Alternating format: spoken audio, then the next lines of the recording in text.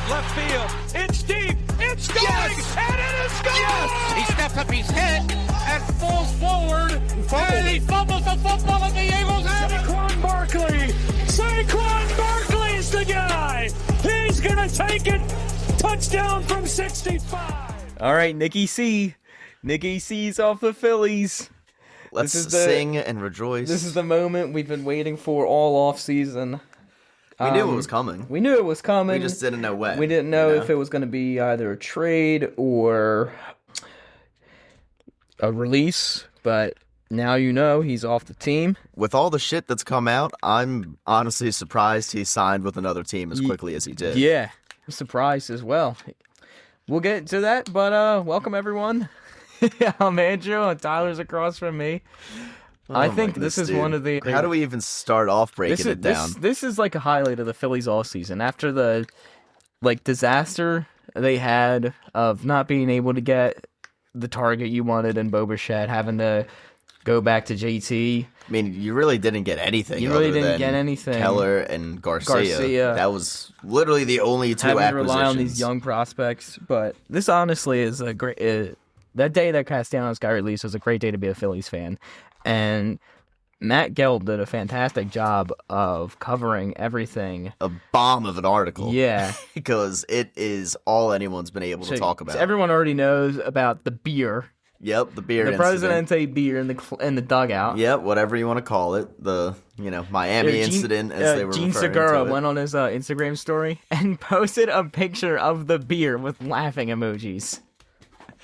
Gene Segura, who hasn't been on this team in forever. Showing that Gene must have had some type of problem or issue with Castellanos before, because he hasn't been here since, 2023 was his last season. Yeah, he hasn't been here since the team was on the World Series. Right, so, he's been, I guess, holding on to something for a little while with Castellanos. It's just so funny that Gene Segura would joke about that. Especially because it doesn't seem like Gene is the type of guy to really take a shot at any maybe of maybe it's like a joke. Yeah, potentially, but not like a shot like that. Yeah, I mean, posting the Presidente with the laughing emoji. I don't know if he's just laughing at the fact that it was Presidente, maybe. Yeah, I don't know. But I don't know. It seems like it could potentially be just a little bit of a shot. It's quite ironic that he posted the Presidente beer after the situation was found out. He almost drunk it in the dugout. And the fact that they had to separate him from Rob Thompson. They had to separate him from Rob Thompson. They had to have Schwarber and GT separate. What was he about to swing on the manager? Dude, what? Was it? I wish we had cameras. I wish we had some of it on film, because how violent, how aggressive was it? I think Kincaid went on 97.5, and he was like, ever since that situation, the beer situation in Miami, that was the end of his time here in Philadelphia. And there's a clip on Twitter from, because I sent it to you this morning. Oh, you did? I don't even know if I looked at it. The clip from this guy, Colin Newby, and you can see the broadcast. You can hear it where you can hear something faintly in the background that is like, I have family here, you motherfucker. You did send it to me. And Holy crap. You can hear a little bit of that in the background, and it clearly notes that it was Castellanos, because he was the one that had family there in Miami. He's local to the area, so his family comes down for a game. Mm-hmm. In Miami, no one attends the game, so there's nobody in the stadium. It's very easy to pick up on noise. So you can actually hear when you replay it back on the broadcast. And then John Kruk is like, oh, what's all that yelling down there? And then Don McCarthy's like, we got a camera and a mic. We can go take a look.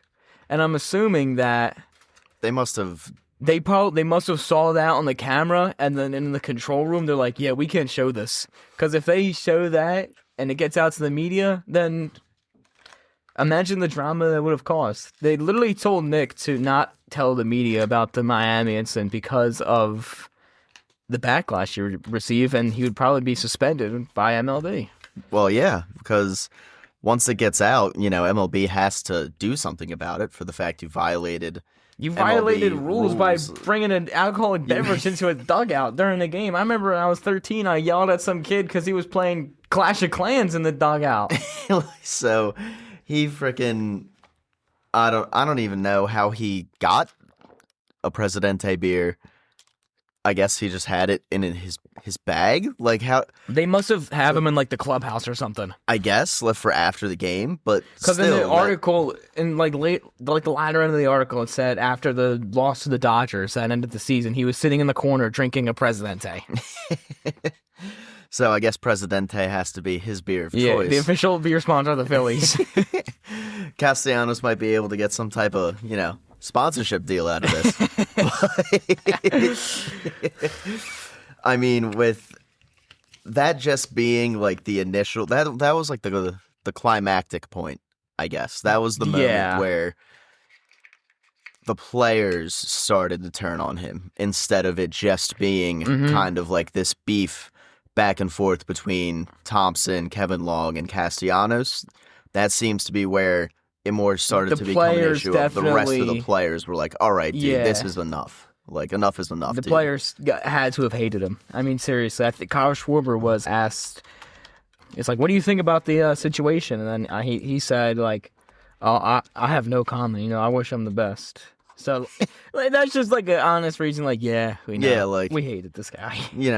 Obviously it's not like you're wanting anything bad to happen for him, but they're all happy that he's no longer within that clubhouse. Yeah, seriously. They're all... They wanted to get rid of this man. Yeah. I mean, you cannot be paid $20 million to be ranked 123rd among 145 qualified hitters. Yep. Minus 0.6 F4, 145th. I mean, OPS of under 700. That's not even league average. No. So that is coupled with his defensive prowess, his defensive lack of any type of fielding ability, essentially. And that you have it just says a Phillies player. You can't disrespect the manager and talk to him the way he did. You can't expect it to be all the same. So who knows who that player could have been? It could have been Schwarber, JT, for all we know. It could have been Otto Kemp. It would have been one of the guys that I assume is more in a leadership type of role, because that just doesn't strike me as something that you would hear a guy like Brandon Marsh say, really, or like Bryson Stott. No, you say you get that from one of the leaders. Yeah, you get that from either Schwarber, Harper. I don't even really think Turner. JT. Yeah, maybe JT. I think they look up to JT as a leader. Nola. Yeah, or Wheeler. Nola, maybe. Yeah, Wheeler. Because pitchers, even though they don't really get into a lot of disagreements or anything with the rest of the players, like the position players, because they're not always around them, they see everything that's going on, and they get to kind of see from a little bit of like a more detached type of view, because it's not like the pitchers are always with the position players. Position players are always together. We see the players and the media, they see way more than us two guys sitting in the studio. Yeah. And the fact that it was going on from what Gelb is kind of reporting, basically from his tenure here when he first initially got here, that there's been this animosity between Castellanos and the coaching staff. Yeah. I'm surprised he's lasted here as long as he has, what I'm thinking honestly. Too, but it's honestly just because of the money. Well, yeah. If they didn't give him that ludicrous contract, I don't think we'd be in this situation right now where he's popping open a beer in the dugout if they gave him the shorter contract. But, I mean, when you think about it... they just didn't give him $20 million a season. Yeah, but if you think about it, I mean, the dude had a good season before coming to Philadelphia. He had a 300 batting average, OPS near 1,000, 34 home runs or whatever. So I think he was like a top 10 player in MVP votes that season. Yeah, he wasn't like a bad... He was a good player. He was coming off a career season. It's not like we were just giving a guy $20 million like Taijuan Walker, giving him like all that money. He was an average pitcher at best, and we threw all that money at him, but... I mean, you saw what money they threw at Aaron Nola, so... Yeah. I mean, But look at this. I mean, you really think...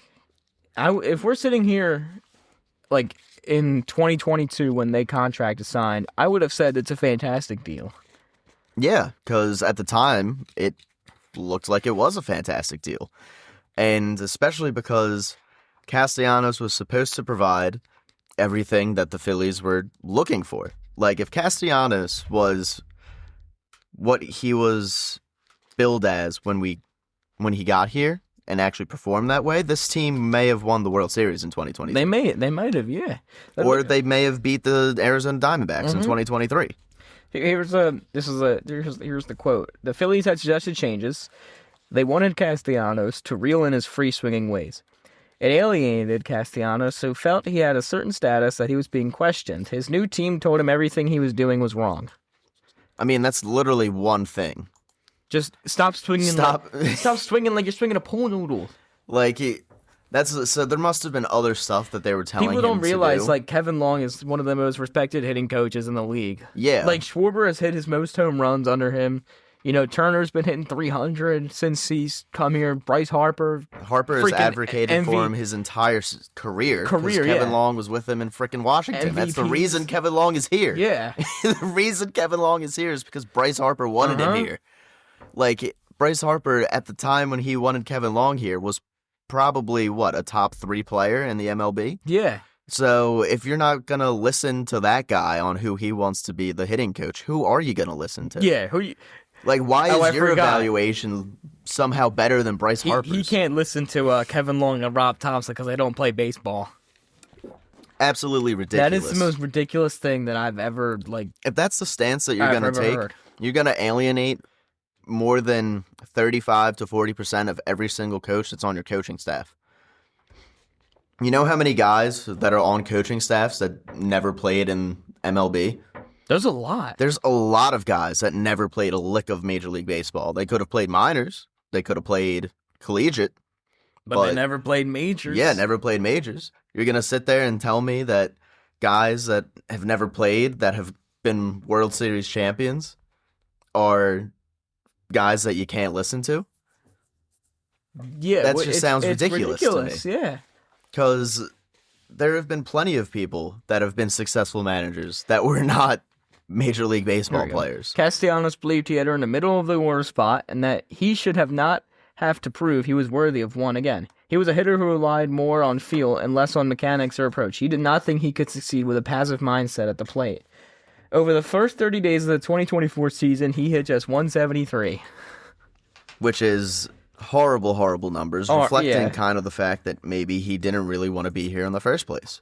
Yeah, and where was the quote?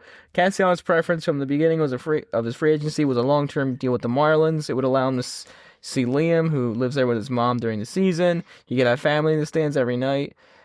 Once the lockout ended, he told his agent Boris to seek the most money possible. The Marlins are not willing to spend what the Phillies were, so they satisfied one of Castellanos' stipulations. $100 million deal. No team was willing to meet the offer Dombrowski made, and the hours before Castellanos had agreed to a deal, the league sources then said he implored his agency to find another club that would offer the same terms. And no one was willing to? No one was willing to. So basically, you kind of just slapped us in the face by saying, yeah, I didn't even want to play here. And he has always kind of been forthcoming with that, at least, by saying that this was not his original preference on where he wanted to come. But we gave him the most money. Exactly. And he played like he was a minor league ball player. I mean, he played like someone that didn't really want to be here. Yeah. That just sums it up. I mean, if you're working in a place that you don't really want to work at, are you going to be putting in like all the effort you can possibly put in to make yourself better, or to, like you might be putting in 70 to 80% of, your effort, or not like your effort, but 70 to 80% of like your heart into it. But if you're not like fully invested, especially over a 162 MLB game season, that's what is going to happen. You're going to have numbers that crater compared to the rest of your career. And I'm just really shocked that they didn't get him out of here sooner. I guess apparently they've tried to trade him like the last 2 or 3 off seasons. And Gelb said, I believe he said this on the podcast as well, where there were people from outside the organization before they released him a couple of weeks asking him, hey, did this Miami thing actually happen? So there were people from outside the organization that knew about the incident, about stuff that had happened. So I don't know if his agent is telling other players, because he did fire Boris back in 2024. He did, yep. I don't know what that was about. Because once the news came out that he got released, it was like 20 minutes later, it was like the Marlins are not interested in him. Yeah, so what if the Marlins found out about this incident and it's like, and what if it's we something don't want they've this guy known in our for clubhouse? What if it's something that the rest of the league has known for years? What if the Marlins literally saw it unfold in the freaking dugout because they were the home team? Yeah. And it's like, we don't want this guy in our dugout causing problems, drinking beer. And because it's not like when they tried to move him, they said they tried to move him 3 years ago. So 3 years ago would have been at the end of the 2023 season. Wasn't that when he came off his All-Star campaign? Yeah. You would have you would think you would have been able to move him. So you feel like there's got to be some controversy in between, like, you can't even find a deal for an All-Star? Right. At the time when, I mean, maybe it was just the Phillies were asking for too much in return. I mean, that could be... I guess, yeah. Dave Dombrowski, he might have been asking for a lot. I mean, apparently they treated Alec Boehm when they were trying to get rid of him like he was some freaking solid gold top 20 player in the majors by trying to get, starting Mason pitching Miller. They tried to get like Mason Miller, thinking he's like Alex Rodriguez, and it's like, dude, what? Why would anyone accept Mason Miller for Alec Boehm? Seriously? And whatever other prospects you were gonna throw in there, like, it's not like you were gonna give Painter or Crawford or Miller. So no, yeah, that's just unrealistic. Maybe they could have been holding Castellanos to those same valuations, maybe when they were trying to trade him. Yeah, but that's not in the article there. Exactly. So we can't really say. Mm-hmm. But the fact that when he was even when he was good, they weren't able to trade him, kind of leads me to believe that this is something that was going on long before last season as well. Because it has to be, yeah. I mean, it's been going on at least between him and Thompson since Thompson got promoted to head coach. And who knows how long it's been going on with the players. Yeah. Because he ratted out Harper for talking crap about Manfred. Yeah, which I'm sure Bryce was, very happy about that. I'm sure Bryce was like, dude, what the fuck? Like, you're letting conversations with the commissioner inside the clubhouse, like, you're letting that get out to the media? That's supposed to be private shit. Like, that's like going into the CBA agreement and telling them what the fuck you were talking about. And then that's how it broke out that, baseball wanted to start a salary cap. And yeah. That's why we're getting these bullshit signings, 4 years, $240 million for a guy that's not even top 5 in his position. And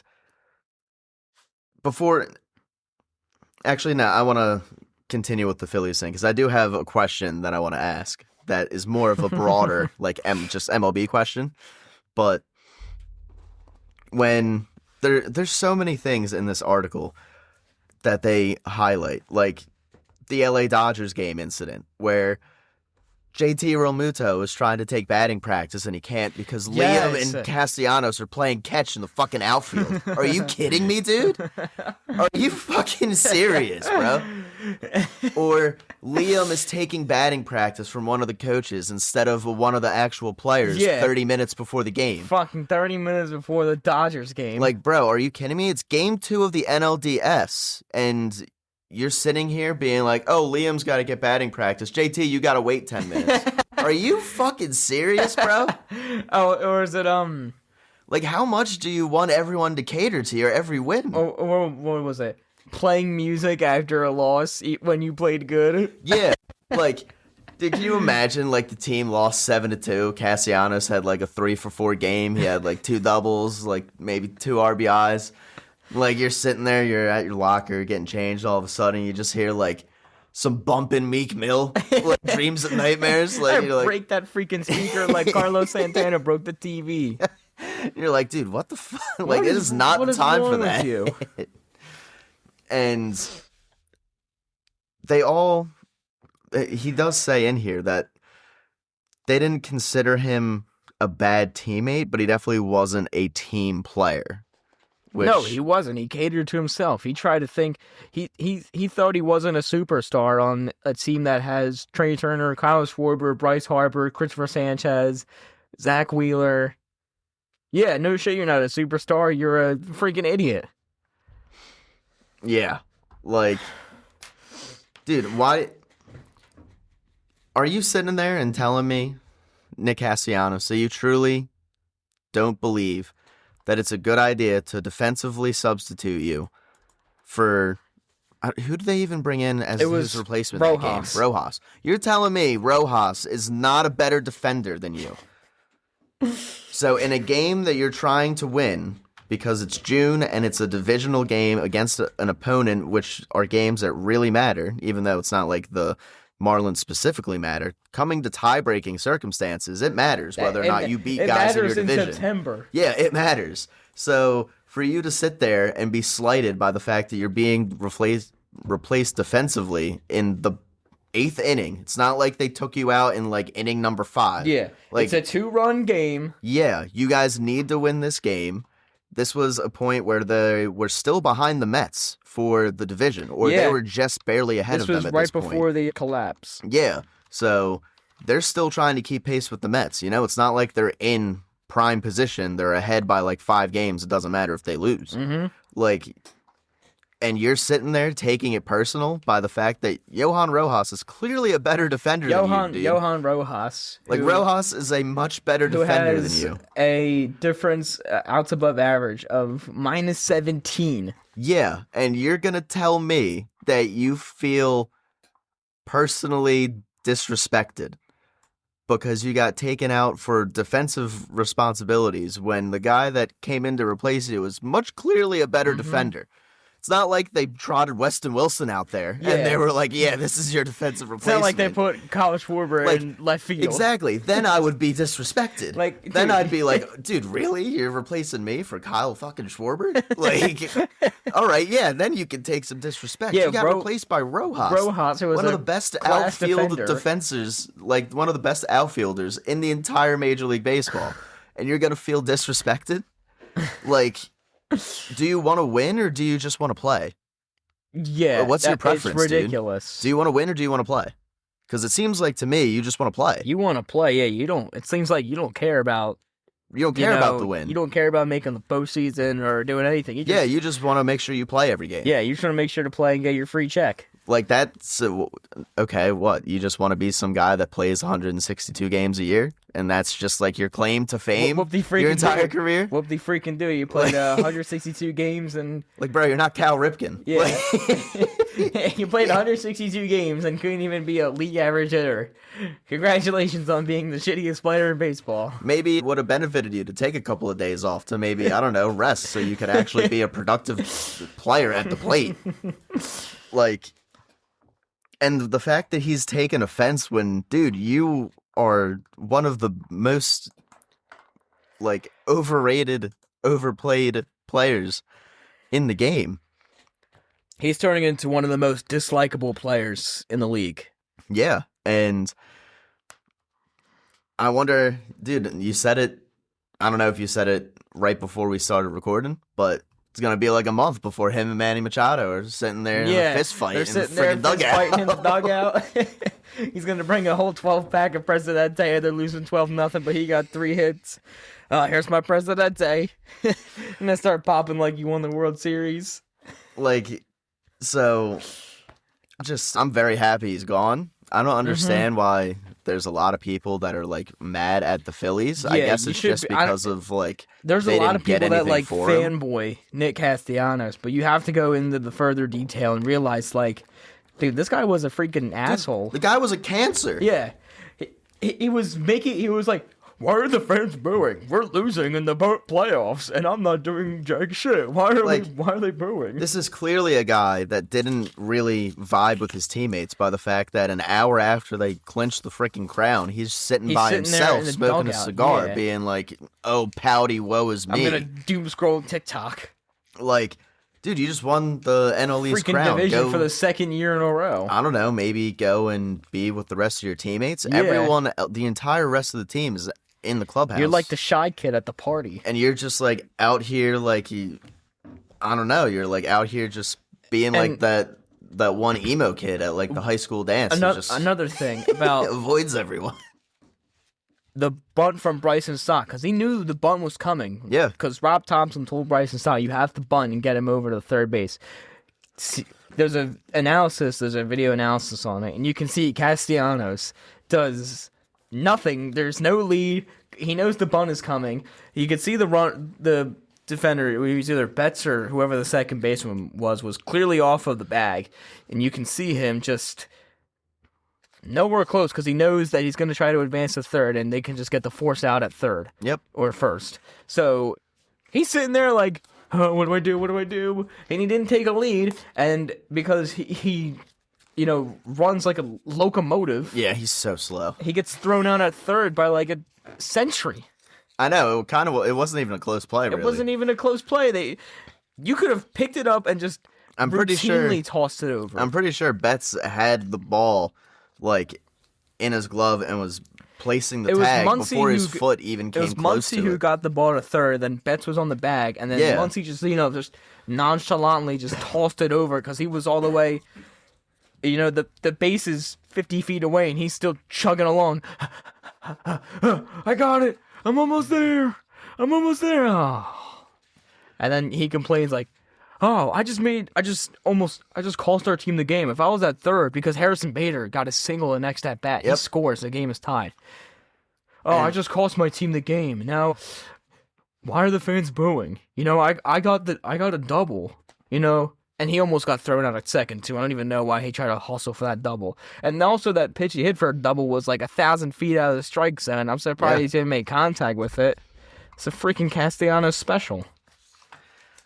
And it just seems like he was a guy that thought more highly of himself than everyone around him thought of him. Yeah, he's the guy that's I only care for myself.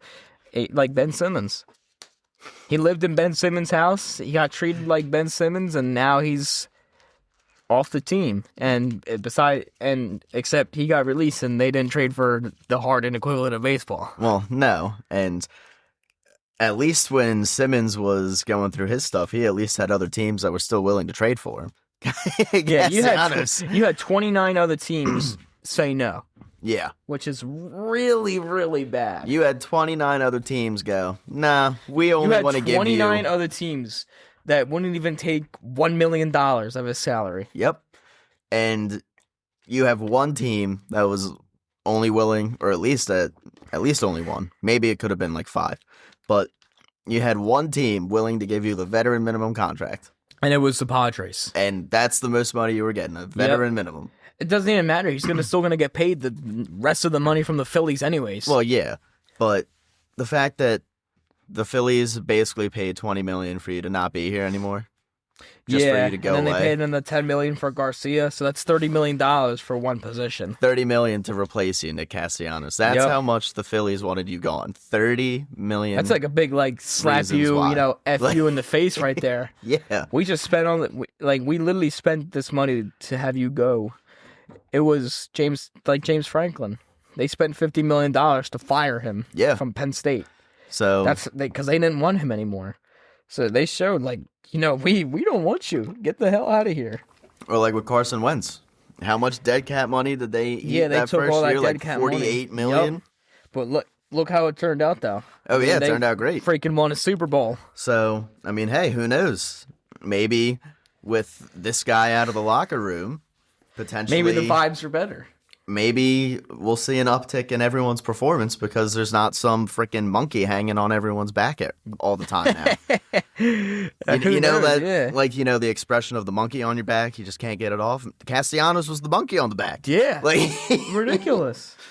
So they finally got him off, and let's see if that plus maybe the vibe of Adolis Garcia can make this lineup any better. Yeah, I don't expect him to be a good hitter, but a good defender, yes. He will definitely be much better than Castellanos in defensive purposes. Mm-hmm. But even if he's just able to just not be a headache and just provide the same numbers that Castellanos does, I'm fine with that. Yeah, at this point. Exactly. But Here's the overarching question. Unless, is there anything else in this article you want to get to? No, you can say the question. So here's like the overarching question. With the Dodgers being where they are, do you realistically see any team in the National League that could beat them in a 7-game series? As of right now, no. I think the only teams that can rival the Dodgers in the National League are the Mets and the Phillies, and that's about it. I don't really think any other team can get past the Dodgers. But the Dodgers are looking to three-peat. What team in Philadelphia has stopped another team from three-peating? And that would be the That would be Philadelphia the Eagles. What team could potentially stop a three-peat? The Phillies. Yeah. So, I mean, I'm not going to say here and be like, oh, I'm going to... I'm not going to say here and be like, oh, what a coincidence. They're going to stop in three-peats. But if it happens, I'll be here. But I don't really think any team is going to stop the Dodgers except the Mets or the Phillies. And they might make it a series. I don't even have any faith in the Mets because the Lindor injury. I mean, Yeah, he they, just had surgery on his He's going to on miss his hand. 6 weeks. I mean, I don't even really know how to... I don't know, how the Mets are going to be. I mean, they added Peralta, so that's a good addition. But you got Robert, who's a freaking 600 OPS hitter. You got Bo Bichette, who's going to be Never played third. terrible defender. You got Polanco, who's never played freaking first. 4 shortstops at the infield. You got Soto, who I'm obviously Soto's a great hitter. So You got Simeon, who's got good defense, but his offensive numbers have cratered the past 2 years since the World Series. Nick Castellanos. I mean, just like Adolis Garcia, Simeon and Garcia, they were both very critical to that World Series team, and their offensive numbers have cratered since. I mean, the offense is bipolar. They're trying something out different. Where's the power gonna come from? I guess Soto. Just Soto? Soto. Like Lindor. that? Is that it? Soto. But Lindor. Lindor, he's got hand. They're probably banking on Alvarez for him to break out. There's no way that Lindor is gonna be exactly the same as he was when he comes back. Yeah, it's gonna take him he's a having while. hand when you got that's hand the freaking surgery, motion of your swing. Yeah, that's the entire thing that's tied to your swing. Yeah. So it's going to take you a little bit to get that back to where it was. So I'm not expecting any real power numbers from Lindor this season. Maybe 12 home runs from him. He still Depends has how much potential he to plays. hit 25 home runs. But yeah, he'll probably... I think he's going to be back by opening day. Oh, really? He's supposed to be... I thought Yeah, he was because it's supposed only to a miss... 6-week injury. I thought he was supposed to miss a little bit of time. But... yeah, I mean, who knows if he's going to have that power when he comes back. Yeah, he might just be a slap He's hitter. hit 30 home runs the last 3 seasons. I'm pretty sure he'll be able to hit at least 25 to 30 over the next... And he definitely could. 3 to 4 seasons. But where's the 40 home runs from Pete Alonso getting replaced by? They replaced Pete Alonso with Polanco. Polanco's not going to hit that many. I guess he might give you 15 to 20. I guess you're thinking that Polanco and Bichette will maybe give you 30, 35, and that's what you're hoping for? Yeah, you maybe hope for 15 from Bichette and 20 from Polanco. You get your 40 from Soto, you get your 25 from Lindor, you get 15 from Alvarez, because apparently they've been banking on him all freaking year. Yeah. You get maybe 20 from Robert. I mean, but do you have any faith in Robert? Maybe a change of scenery will help him, but still, I don't know. So it's not like they paid a hefty price, but there's still a lot of question marks with the Mets. Yeah. And the Cubs obviously aren't as good. They lost Kyle Tucker. The Padres... they got Bregman. Yeah, but still, I mean... The Padres should be level with the Dodgers. They got our boy Nicky C. Yeah. I mean, Cubs also lost some guys in the bullpen. They lost some starting pitching. They did, yep. So Cubs have taken a step back. They're not really going to challenge them. The Brewers have taken a step back probably. They don't have Hoskins. I mean, Reese wasn't really that good with them. But I'm pretty sure there's... Yelich is now a year older. They lost Peralta. Yeah, they lost Peralta. So they're not going to be as good this year. We'll have to see once the regular season rolls around how well the Dodgers are going to be ruling the roost and what's next for any other National League contender and see how well they're going to be. If the Phillies are falling behind quickly in April, we'll be in a bad situation. I'm just wondering, how good of a season do the Dodgers have to have in order to really force any type of salary thing to happen in the CBA? Do they have to win the World Series? I would say probably win the World Series and get at least like 110 plus wins. Because I'm thinking the Dodgers should be able to easily win 110 games. You would think, especially with the fact that, Ohtani's going to be pitching now, and he's sitting there saying he's going for Cy Young Award this season. Like, oh, of course. Because he just wants another freaking award on his shelf. Yeah. So it's not like that dude has like 8,000 MVPs already. So, you got freaking him that's going to be added to that pitching staff. Plus, you just added Edwin Diaz. You got Kyle Tucker. Oh like, dude, like, how much more out of hand do they allow this to get before they actually like implement something? And there was something from his name is Evan Drellick on Twitter, and I think he came out, or it was either him or Jesse Rogers, and they said something about the salary cap. Here it is. MLB wants an NHL-style hard cap, $240 million ceiling, $160 million floor could be the target. And if that's the case, there's a bunch of teams that are over that 240. Yeah, including the Phillies. Yep, Phillies would be over, Mets would be over, Dodgers would be over. An NHL-style hard cap, dude, they don't give out they don't give out shit in the NHL. You get a 7-year contract worth like $60 million, and that's like the breaking contract. Imagine if you gave freaking Kyle Schwarber like a 5-year, $30 million contract because of the salary cap. Dude, he'd be getting these starts for pennies on the dime. I mean, that's what they get in like the NFL. I mean, it's not like NFL players really, other than the quarterbacks. Besides like the really. quarterbacks, like they don't. Quarterbacks making the freaking Dak making $60 million a season. Right, but you got offensive linemen who are very important to the team. They probably only make what? Yeah, offensive line making like 15 to 20 million. Yeah, like those are guys that are very integral to the success of the team. It's not like they get paid like huge freaking contracts like like baseball players do. Baseball players get ridiculous contracts. They do. Like, is there really a reason why Shohei Ohtani got $700 million freaking dollars?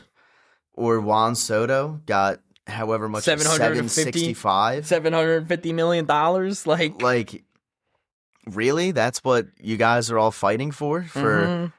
Like, I understand that, it's going to prevent me from making more money.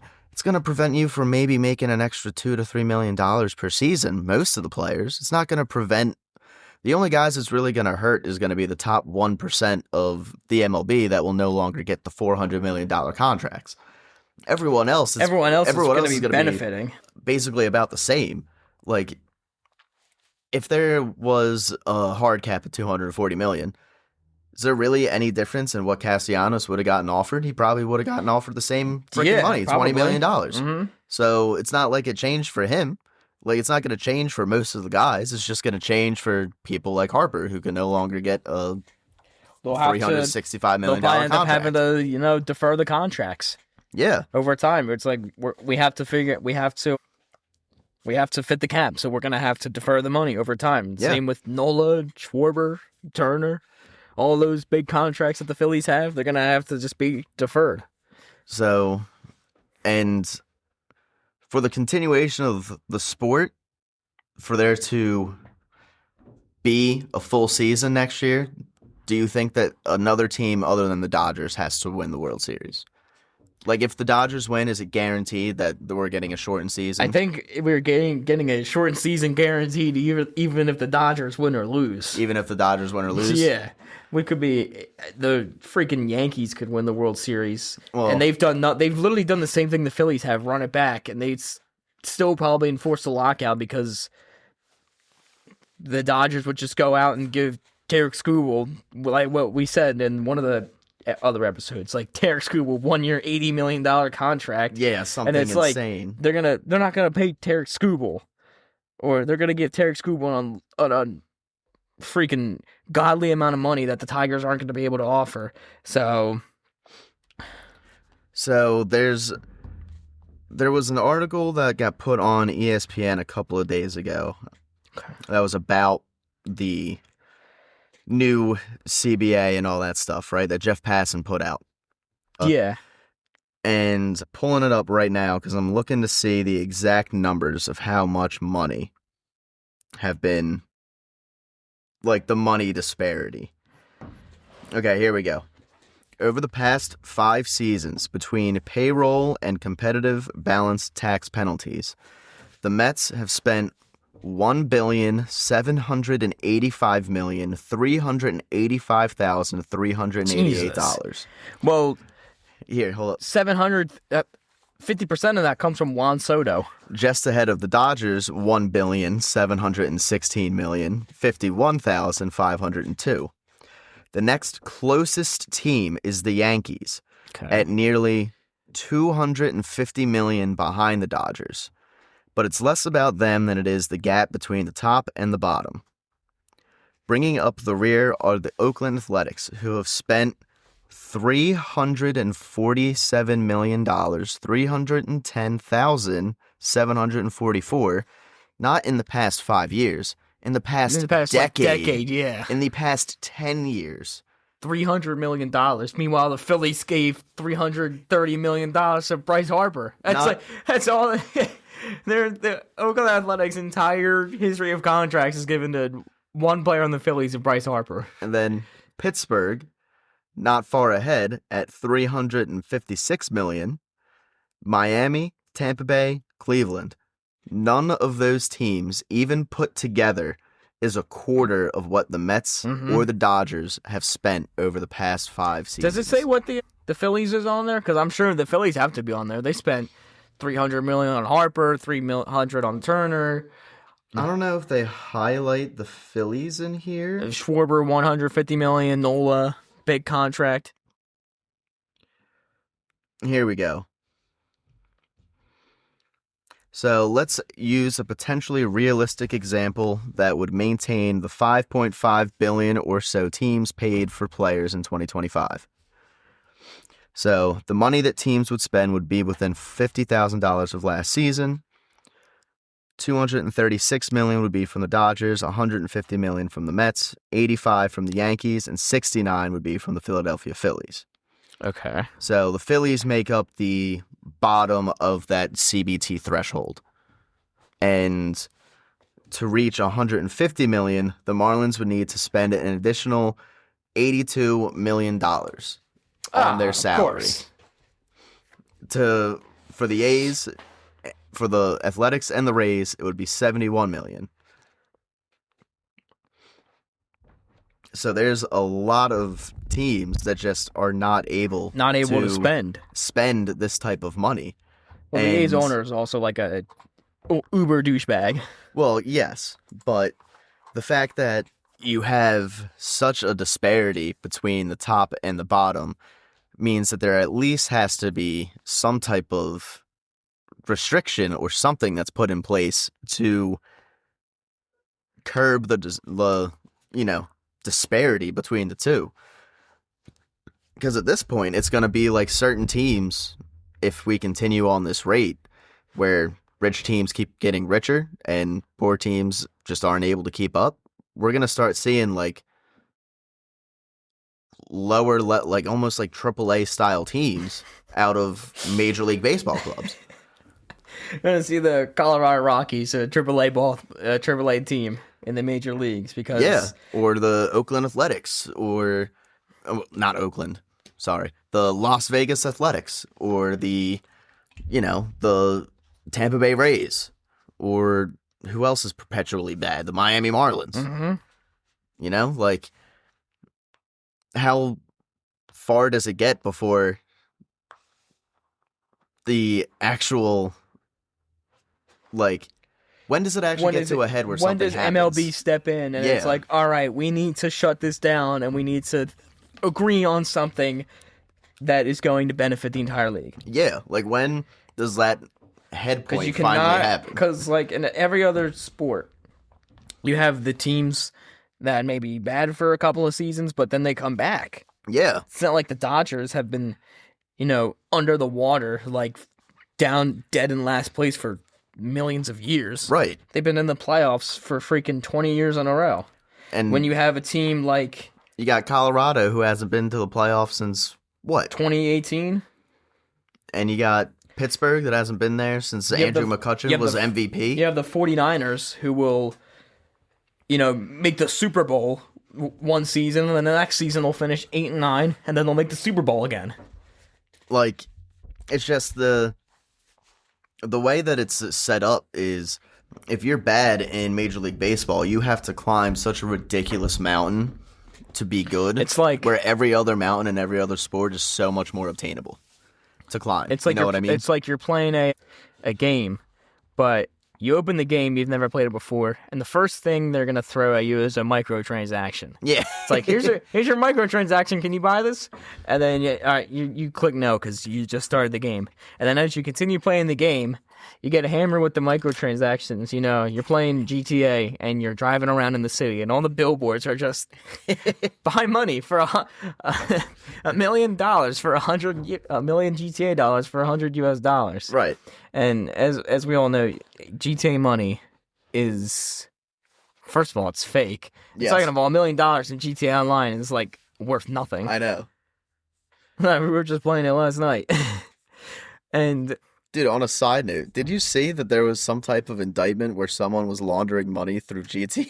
Jesus Christ, man. Someone was literally using GTA transactions of, like, microtransactions, those, like, currency purchases, to launder money. I saw that in, like, an article a couple days ago, and I was like, what does the world come to? We're using GTA to launder real-world fucking money now? It's fucking crazy. It's his own Lester. Like... Oh my goodness. The fact that you can use video game currency to launder real fucking ridiculous. Dollars is actually insane. Yeah, that's ridiculous. Holy shit. Ridiculous. But what I was saying, yeah, they just throw microtransactions in your face. And you can't you have to buy the microtransactions or you're not going to be good. You can't sit there and say, "Oh, I'm just going to be a free-to-play player," and I'm sitting there playing the game for a year. Why do I still suck? Meanwhile, all my friends who have spent $100 on whatever to upgrade their crap, they're sitting there, oh, we got all this stuff. Why are you so behind? Because I'm not spending money on this game. Yep. But they force you to spend money, and that's what baseball is like now. And when you really look at the money that's just being spent, could you imagine there being like a 400% payroll difference between like the Philadelphia Eagles and the Tampa Bay Buccaneers? No. I want to be able that's to not conceivable, right? No. But that's what happens between the Tampa Bay Rays and the LA Dodgers. It's like a 400% increase in salary. How are these two teams going to actually competitively compete against Somehow one another? they faced off in the World Series. Like, it's just, it boggles my mind how the players are so dead set on just keeping this ridiculously oogles amounts of dollars that because they don't care because they're getting paid a lump sum of money to say whatever they want. But there has to be something that gets done because it's going to be to a point where when does all of these smaller market teams, the interest just isn't there anymore, and they either have to fold so there's less teams in the league, or they all have to continuously relocate to a new city every 10 years. So they can keep the marketing up. Right. It's like you're going to be losing fans. Is that what the MLB really wants to do? Yeah, the MLB doesn't want that. Like, think about it. Is the MLB going to sit there and be like, yeah, we have an expansion team coming to Charlotte, and Charlotte have zero fucking chance to actually win anything? Yeah, like what? Like, that would be... Oh, but Manfred's like, we can do a division alignment where we'll put the Phillies, Yankees, Red Sox, and Mets all in the same division, and only one team can make the playoffs. Or like maximum 2, you know? Like, yeah, like what? Like, it just doesn't. That makes sense if you're gonna put in a salary cap. If you're gonna put in a salary cap, then fine. If you put in a salary cap and a floor where every team's got to spend in between that certain amount of money, then you can basically realign the league however the hell you want, because everyone's going to be within a certain pay threshold that they have to hit. You know, it's not going to matter the fact that all of these teams have the money to spend in the NL East as opposed to like the NL South, because everyone's going to be within that same $240 million cap with the $150 million floor. The difference between, $240 million to $150 million is a lot different than the difference between the Dodgers' freaking $500 million to the Oakland Athletics, freaking 50. ridiculous. I think the lowest payroll last year was the Miami Marlins at $73 million. It was under $100 million. And how do you expect them to compete with a team that spends over $500 million? Yeah, it's ridiculous. And I'm sure that the Miami Marlins were not the only team that had salary rosters of under $100 million. Mm-hmm. There were definitely more. Probably the Pittsburgh Pirates, I want to say. Yeah, $70 million. Sandy Alcantara, $11 million. And Avisal Garcia, who's not even on the team, $13 million. Yeah. Really? How is that roster supposed to competitively compete? They can't. So there has to be something that Major League Baseball figures out, some type of agreement that they're able to get to with the players. Just how long does it take them to get there? Yeah. How long? Who knows? Will a lockout actually last? Mm-hmm. Do you think it could be a whole season? Last time we had a lockout, it freaking lasted all the way to spring training. And previous lockouts have canceled the World Series. Yeah. There was no World Series in, 96 or 97? Imagine if there's no baseball in 2027. You lose year of Zach Wheeler. Yep. Because his ass is going to retire after the contract's over. I mean, you're going to be losing... The league loses so many fans by the fact that You're going to lose so many fans. You're going to be losing billions of dollars. Sponsorship, TV. TV, all that. You're going to have to reshape baseball, entirely. It's going to be like 1994 all over again. So... yeah, it's going to be... Hopefully the Phillies are able to do something this season, because nothing after this season I feel like is guaranteed. Yeah, honestly, nothing is guaranteed. With you. Yep. So, well, at least the good thing is that Nicky C is gone. Yeah. Well, the bad thing is there could be a lockout, but we'll talk about more stuff next week. All right? Yeah. Yeah. I mean, hey, by next week you're gonna have everyone down there. Everyone at spring training. So, Harper, Schwarber. I think Schwarber's already down there. But WBC coming soon. Yeah, that's coming in March. The breaks are over, so. And we should be getting some combine news as well, so. Yeah, and free agency will start just a little bit after the World Baseball Classic, right? Yep. Because free agency is March 7th? I think the 6th or the 7th, yeah. The legal tampering period is the 4th, so we're going to see a whole bunch of deals on the 5th. We'll see some free agency, so. All right, yeah, we'll see you guys next week then.